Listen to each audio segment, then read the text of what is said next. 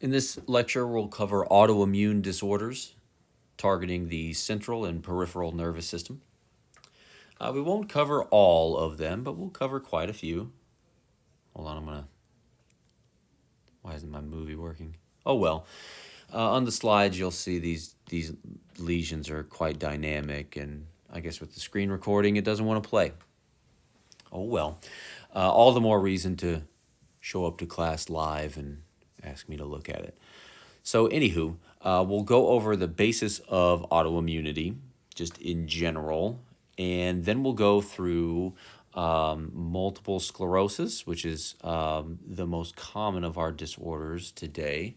This affects the central nervous system, attacking the myelin produced by oligodendrocytes. Guillain-Barre syndrome is very similar to multiple sclerosis, but it's in the peripheral nervous system. It tends to be milder and shorter lived, and often time recovery is complete. Myasthenia gravis changes gears a bit, so we're still in the periphery, but we're not targeting myelin. In this case, we're going to target the neuromuscular junction. And then finally, we'll have a slide on autoimmune ear disease, exactly what it sounds like. This is an autoimmune disease that affects the inner ear, targeting supportive structures around the organ of Corti, the eighth cranial nerve itself, both of which cause hearing loss and dizziness. A lot more on vestibular function, though, in later lectures in this class. And there's the movie.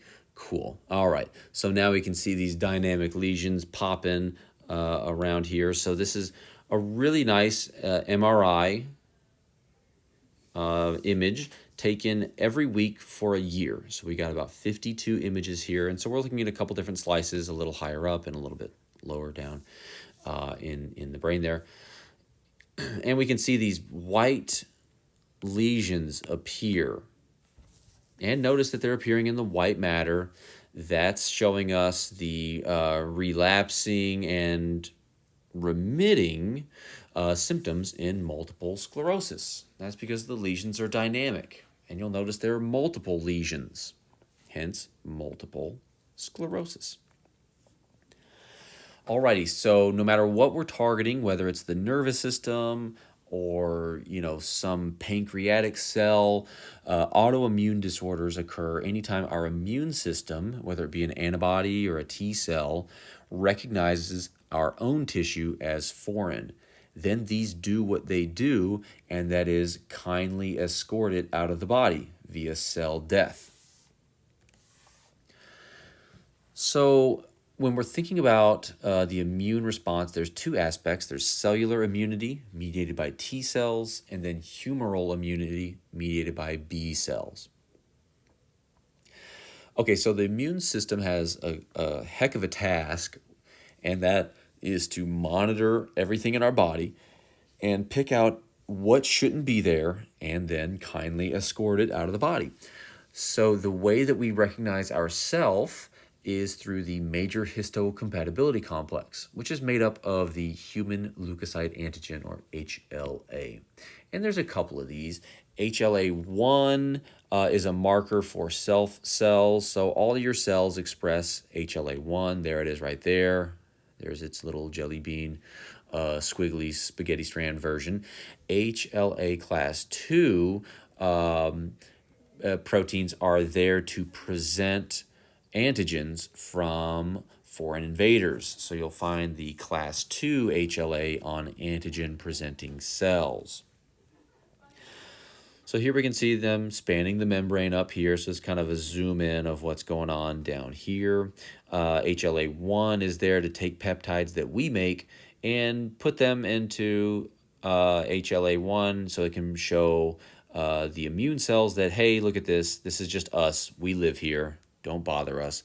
HLA-2 is important for picking up some kind of protein and saying, this shouldn't be here. Let's load it into HLA-2 and present it to other immune cells. Hey, have you seen this? So this is kind of like a wanted poster.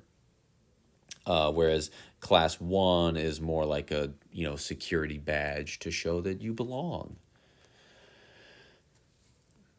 T cells mature in the thymus. That's where the T comes from. And these are the white blood cells that will create cellular immunity. So they have T cell receptors, or TCRs, that are made by just kind of like randomly shuffling their DNA around. So every T cell has some variant of the T cell receptor. And so that means most of them are going to be crap because, as it says here, it's generated randomly, right? These are not intelligently designed. It's just random. So as you can see here, only about 2% of T cells actually make it out of the thymus. That's because we have 2 rounds of selection. The first is positive selection, so that's shown on the left side here. Okay, so you've got your T cell receptors. Congratulations. But these were created randomly in the variable sequences over here. So let's make sure they still work. Can you bind to the major histocompatibility complex? Hopefully, yes. If you can't bind, then you aren't going to make it. So in positive selection, those T cell receptors that can bind to the MHC there stimulate the expression of anti-apoptotic BCL2 proteins. So you can live. If you can bind weakly, you're selected positively. Congratulations. Now, if you bind too strongly to the major histocompatibility complex, then you are going to be eliminated through negative selection. So a little bit of T cell receptor activity turns on anti-apoptotic BCL2 signaling. Prolonged activation of the T cell receptor because of strong MHC binding changes the effect to stimulating pro-apoptotic BCL2 proteins. This is because we don't want T cells to strongly stick to our cells. We want them to be able to show up and bind so they can monitor, look to see whether there's anything wrong. We don't want them to detect self as foreign, and that's why we have the negative selection there. The 2% of T cells that make it through both positive and negative selection then exit the thymus and can circulate through the blood, doing what they do. And what they do depends on the type of T cell there are. So there's the cytotoxic or killer T cells, that's the TC there. And these are T cells that go and kill either infected cells or foreign invaders. So the name makes sense. They're T cells that kill. And what they do is they bind to some kind of foreign cell over here. And if it detects a non-resident cell, whether it should or should not be there, the T cell then releases perforins. And these are proteins that escort another set of proteins into the cell called granzymes. Granzymes are proteins that trigger apoptosis. And there's a couple ways that they probably do that. Who cares? Perforins open up the door for granzymes to come in, and granzymes then kill the enemy cell, whatever it may be. Could be self in the case of autoimmune disorders, or it could be some foreign bacterium or something like that. There are also helper T cells, and these are there to help, hence the name, helper T cells. What these will do is talk to other antigen-presenting cells and then stimulate inflammation through the release of interleukins. So they trigger other white blood cells to then do their thing. Speaking of other white blood cells doing their things, let's move on to B cells, which mature in bone, hence the B there. They create humoral immunity.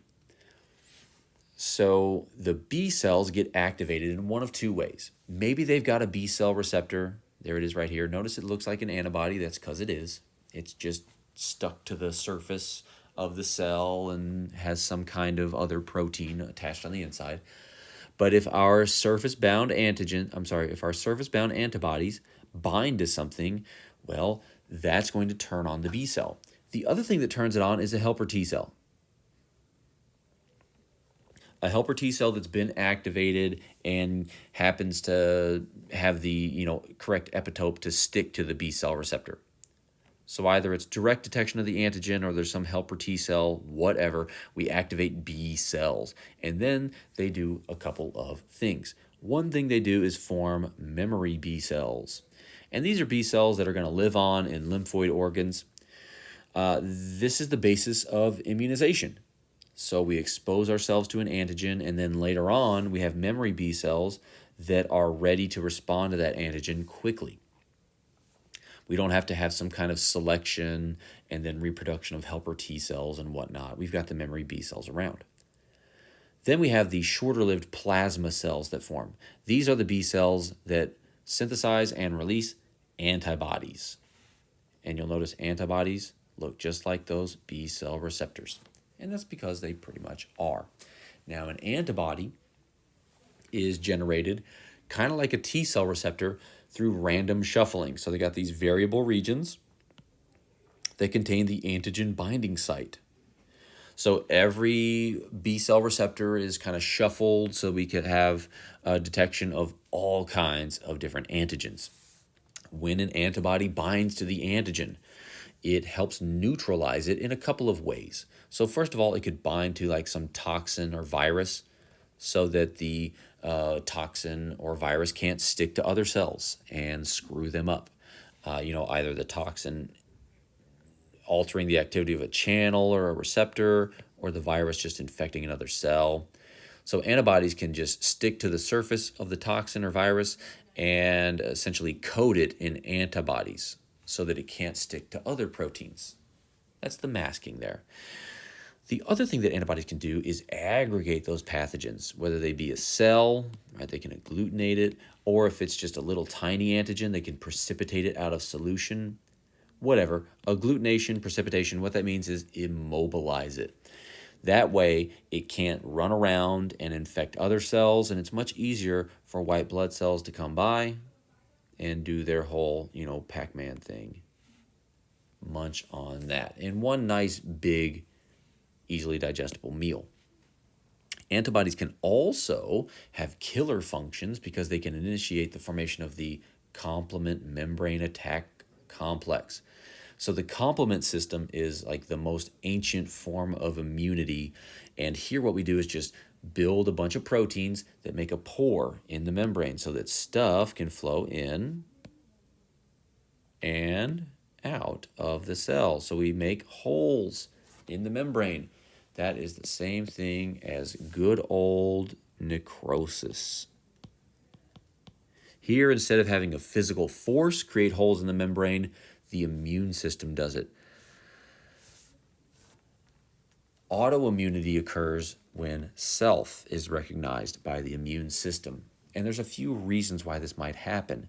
Hey, maybe we get infected by some virus that has coat proteins that are similar enough to proteins or lipids that we have in our body.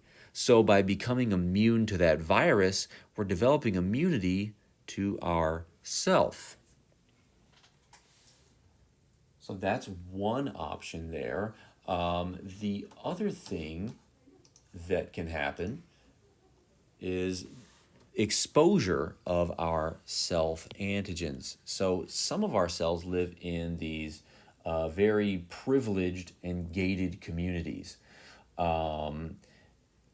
Like the blood-brain barrier exists to keep lots of things out of the brain, including immune cells. So if we have an increase in blood-brain barrier permeabilization, now we're exposing antigens to white blood cells that would have never bumped into them before.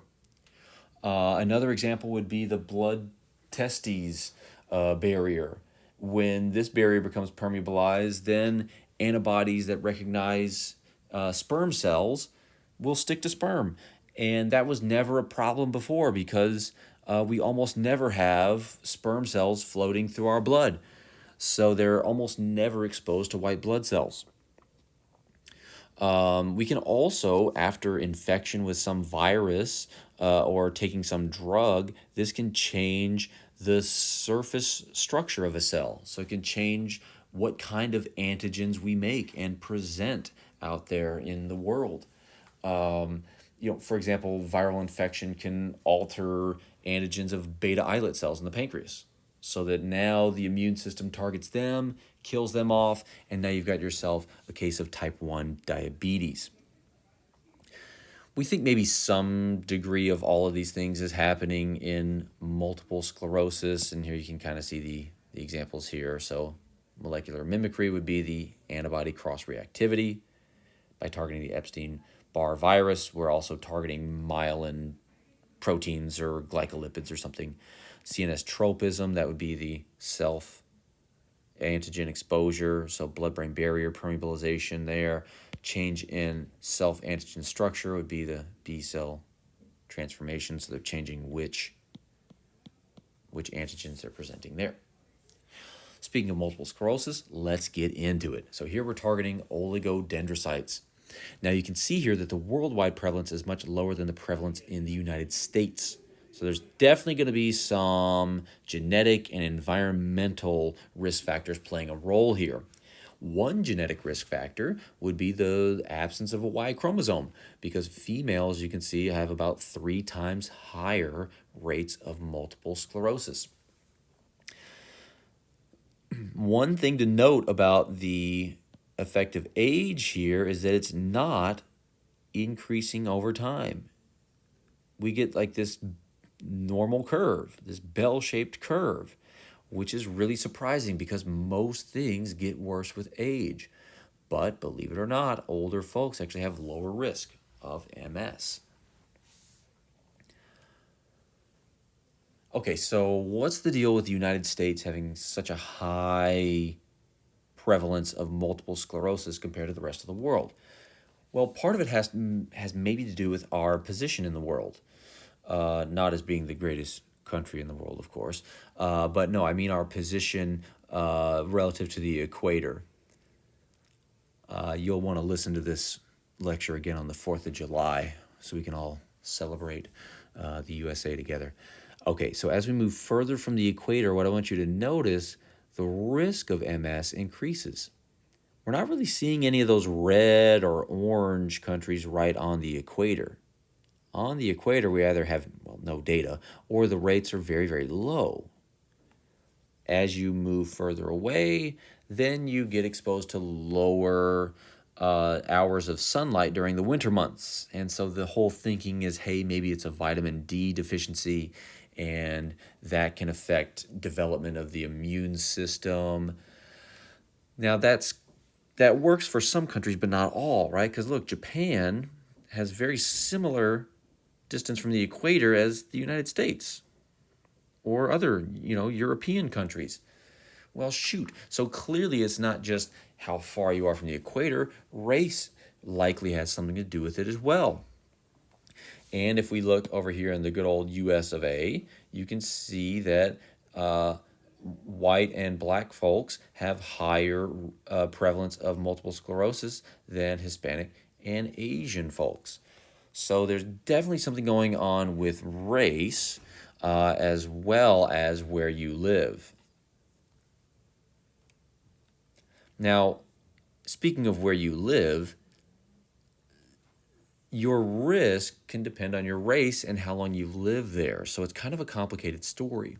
Okay, here we're still getting the good old kind of bell-shaped curve. And what we're looking at are white South Africans. Now, the total group is shown in the solid line, but that's not the interesting part of this. The most interesting part of the data is when we separate out people based on how long they lived in South Africa. So white folks who move to South Africa bring with them the same risk that they get, the same thing they had from their home country. Here we're looking at direct immigrants from the UK or Europe. That's this dashed and dotted line. Then we have South African born but English speaking white people. As you can see, the risk is lower. This is like first generation. Then we go on to second generation and further away, and we have basically no risk of MS, right? Negligible. We're not seeing that nice normal curve here. And that would be the South African born Afrikaans speaking. I think that's how you say that. I'm really stupid. So don't trust me on that one. But the more time you spend in South Africa, the lower your risk of multiple sclerosis. So there's likely some kind of like gene environment interaction going on here, where your genetics definitely matter, so do your environment, and how those two interact determines your overall risk of multiple sclerosis. The genetic component is also highlighted based on the heritability. So a family history of MS increases your risk if you have early onset MS, which is more likely to be genetically based. Then you have about a 5-fold higher risk of your children developing MS. And then any sort of immune disorder, it doesn't have to be MS. We tend to see a family history of immune disorders in most cases of familial multiple sclerosis. And then there's a history of viral infection. In particular, the Epstein-Barre virus seems to be a risk factor for MS. Compared to other viruses, we see a higher prevalence of Epstein-Barre virus seropositive folks who have MS compared to those who don't.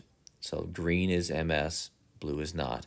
And here they're looking at whether or not they have antibodies against the Epstein-Barre virus.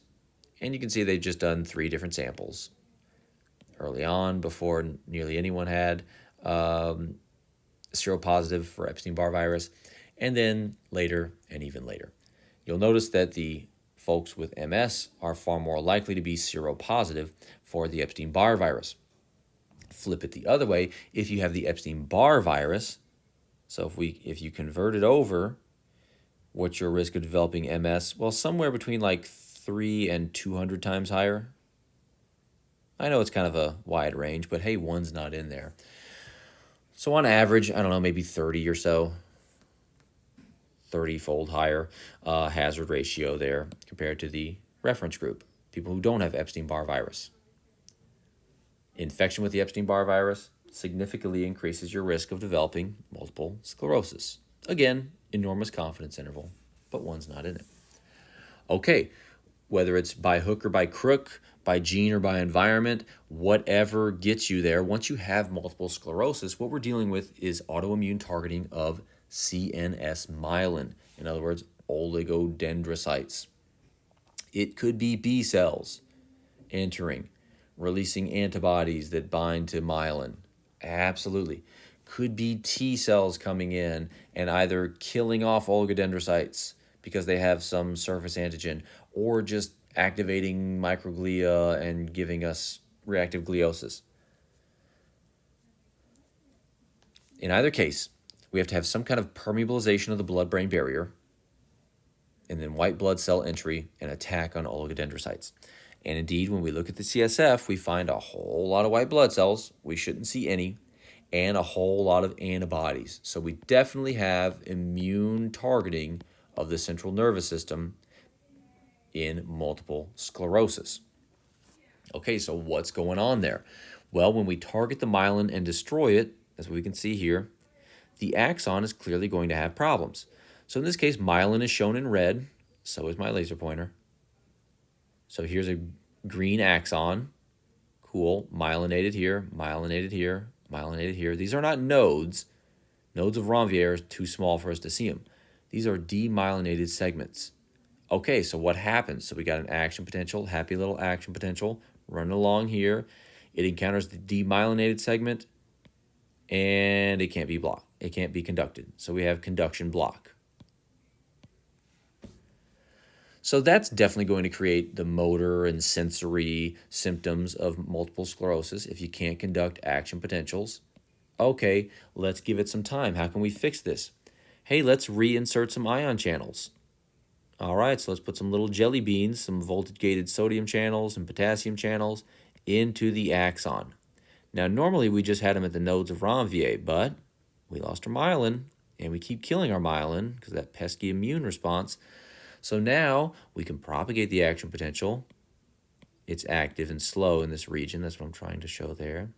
Quick on that internode, then slow and active, blah, blah, blah, blah, blah. And hey, look, we can conduct the action potential. But what have we done? We moved a whole heck of a lot more ions. So that's going to make the conduction slower. again, giving some degree of sluggishness in motor and sensory responses, but it's also going to make it less energy efficient. Remember, myelination decreases the ATP cost about 75-fold. So if we demyelinate the whole axon, every action potential is 75 times more expensive. That's not going to kill us per se, but it will lead to oxidative stress, which will kill us. So since we're spending 75 times more ATP, that means we have to synthesize 75 times more ATP, and thus we're likely going to make 75 times more free radicals. These then damage lipids, permeabilizing the mitochondria. We get apoptosis. It's every other lecture in this class. Before that happens, we could, of course, remyelinate. So the demyelination we're going to think of as the relapse in our relapsing, remitting multiple sclerosis. So we wait a little bit of time. We can remyelinate, and that would be the remission. Progression occurs with neurodegeneration. So if we continually demyelinate and we run up this bill and we experience oxidative stress over and over and over, it's only a matter of time until the mitochondria are damaged and we experience apoptosis. At this point, once we start killing off neurons, then we get the progressive stages of multiple sclerosis. So what's killing off the oligodendrocytes? So could definitely be antibodies sticking to it, doing the whole complement membrane attack complex formation. Could be T cells either binding and directly killing. Hey, could also be a whole lot more glutamate signaling going on. Remember, T cells can release glutamate. When we look in the plasma of folks with multiple sclerosis, we can see that in almost all cases, certainly the relapsing and remitting multiple sclerosis, there's elevated glutamate levels. Primary progressive, I don't know, maybe not quite as much of an elevation. But hey, let's say there's more glutamate in general in folks with MS. All right. We also see signs of inflammation. So here we're looking at TNF-alpha in the plasma. So there's more glutamate, more inflammation. So part B here, we're thinking maybe like some reactive astrocytes. They're not going to clean up the glutamate as well. There's more glutamate floating around in panel A. We're not cleaning it up in panel B. So glutamate toxicity is probably an issue. Here's the twist. It's not in neurons, and it's not in NMDA receptors. Whoa, two different things to think about. Here we're targeting oligodendrocytes, and yes, they have AMPA receptors. So whether it's just a whole bunch of glutamate coming from T cells, or hey, we're not cleaning up the glutamate because of the whole, reactive gliosis thing, that glutamate then stimulates AMPA receptors and kills off oligodendrocytes. So in this graph up here, these Gal-C positive cells, that's a marker for oligodendrocytes. So 100% would mean we have no death here. Hey, as you add higher concentrations of AMPA, that stimulates AMPA receptors, you see fewer surviving oligodendrocytes. If you don't like line plots, here's a old washed out bar chart for you that I rotated. So we just wash them with some fluid, no AMPA in it, give them some AMPA. Look at that, we kill off over half of the oligodendrocytes. If we give AMPA with NBQX, that's an AMPA receptor blocker, hey, we don't see as much toxicity. So this is telling us that AMPA isn't just like sticking in the membrane and forming pores. No, it's acting through AMPA receptors to cause glutamate toxicity. And so that's kind of central to this. But the weird thing is, that's not what's killing off neurons directly. It's causing demyelination. So it could be autoantibodies coming into the blood-brain barrier. That causes demyelination, sure. A permeabilized blood-brain barrier could also allow white blood cells to enter, which spit out glutamate. And they also can trigger reactive gliosis, which means we don't clean up glutamate. Whether it's glutamate toxicity, complement formation with autoantibodies, we demyelinate, giving us the relapses. That means we're going to have to insert more ion channels. Not sure why that word is lost. So now every action potential is more expensive. So we experience oxidative stress, leading to neuron loss, and there's where we get progression. If we can remyelinate before this occurs, then we have remission. And so folks will hang out in the relapsing, remitting stage for some period of time. And then some folks will progress by experiencing neuron loss. So somehow fit remission in here in your own, and it'll be remyelination that leads to remission. And if you can read that, bonus points. All right, Guillain-Barre syndrome, very similar to multiple sclerosis, except we're in the peripheral nervous system. We're targeting Schwann cells, not oligodendrocytes. You can see less common than multiple sclerosis. The risk factors here are really just some kind of recent infection, and that virus or bacterium has similar surface proteins to peripheral myelin. On rare occasion, vaccinations can cause Guillain-Barre syndrome, but it's usually some kind of infection. And nothing new here. We don't have a blood-brain barrier, so we don't have to cross that thing. Instead, our autoantibodies just recognize myelin proteins or glycolipids or something like that, and complement activation occurs, we get demyelination. That's it. Oftentimes this is short-lived, so it usually doesn't progress, but if it's long-lived enough, then yeah, same old idea. In the short term, demyelination causes conduction block or decreases conduction velocity. That's going to create some transient symptoms. If we don't remyelinate, then the oxidative stress can lead to neuron death. So the brief neuron impairment, that's absolutely recoverable. Here we have good recovery. And if neurons die, then we have persistent deficits. And that's it. Myasthenia gravis is another autoimmune disorder, and here we're going to target the neuromuscular junction. So whereas MS and Guillain-Barre syndrome can have sensory deficits, myasthenia gravis is purely motor. All right, you can see a little more common than Guillain-Barre, at least in the US, less common than multiple sclerosis. There's a family history in a small subset of cases, a little more common in females than males. And you can see there's a nice difference in ages between females and males. So females tend to have earlier onset, occurring in their, early in their 20s, and then their risk kind of levels off. For males, shown in the triangle over here, you can see they're showing the kind of typical everything gets worse with age curve here. So again, a little more common in females than males. Some of the things that can trigger this would be hormonal fluctuations that can affect immune function, immune disorders, chronic infection, diabetes. There's kind of a laundry list, but anything that can affect immune function can create autoimmune disorders.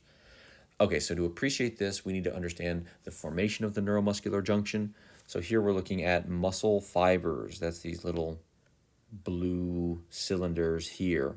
So before a nerve gets there, muscles already have acetylcholine receptors. That is pre-patterned neuromuscular junctions. That's all the red dots. So muscles make acetylcholine receptors and then wait to see where does the motor axon actually arrive. And wherever the motor axon arrives, those are the clusters of acetylcholine receptors that remain. And notice we've lost most of them.